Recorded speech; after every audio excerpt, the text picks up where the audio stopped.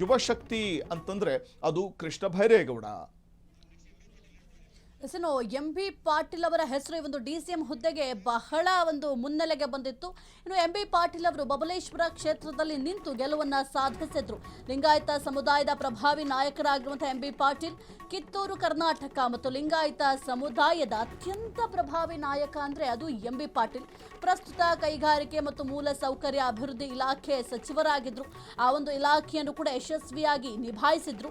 ಬಬಲೇಶ್ವರ ಕ್ಷೇತ್ರದಿಂದ 2008ರಿಂದ ಸತತ 4 ಬಾರಿ ಶಾಸಕರಾಗಿ ಆಯ್ಕೆ ಕೂಡ ಆಗಿದ್ರು. ಆರಂಭದ ದಿನಗಳಲ್ಲಿ ತಿಕೋಟ ವಿಧಾನಸಭಾ ಕ್ಷೇತ್ರದಿಂದ 1991ರಲ್ಲಿ ಆಯ್ಕೆಯಾಗಿದ್ರು.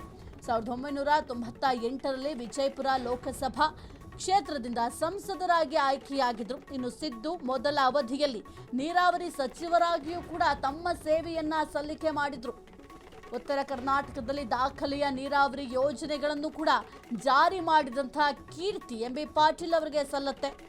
ಇನ್ನು ಸಮ್ಮಿಶ್ರ ಸರ್ಕಾರದಲ್ಲಿ ಗೃಹ ಸಚಿವರಾಗಿಯೂ ಕೂಡ ಯಶಸ್ವಿಯಾಗಿ ಕೆಲಸವನ್ನ ನಿರ್ವಹಿಸಿದಂತಹ ಕೀರ್ತಿ ಕೂಡ ಎಂಬಿ ಪಾಟೀಲ್ ಅವರಿಗೆ ಸಲ್ಲತ್ತೆ. ಲಿಂಗಾಯತ ಸಮುದಾಯದಲ್ಲಿ ಪ್ರಭಾವಿ ನಾಯಕರಾಗಿ ಎಂಬಿ ಪಾಟೀಲ್ ಅವರು ಸೇವೆಯನ್ನು ಕೂಡ ಸಲ್ಲಿಸಿದ್ದಾರೆ. ಕಿತ್ತೂರು ಕರ್ನಾಟಕ ಮತ್ತು ಲಿಂಗಾಯತ ಸಮುದಾಯದ ಅತ್ಯಂತ ಪ್ರಭಾವಿ ನಾಯಕ ಎಂಬಿ ಪಾಟೀಲ್. ಪ್ರಸ್ತುತ ಕೈಗಾರಿಕೆ ಮತ್ತು ಮೂಲ ಸೌಕರ್ಯ ಅಭಿವೃದ್ಧಿ ಇಲಾಖೆಯ ಸಚಿವರಾಗಿ ಸೇವೆಯನ್ನು ಕೂಡ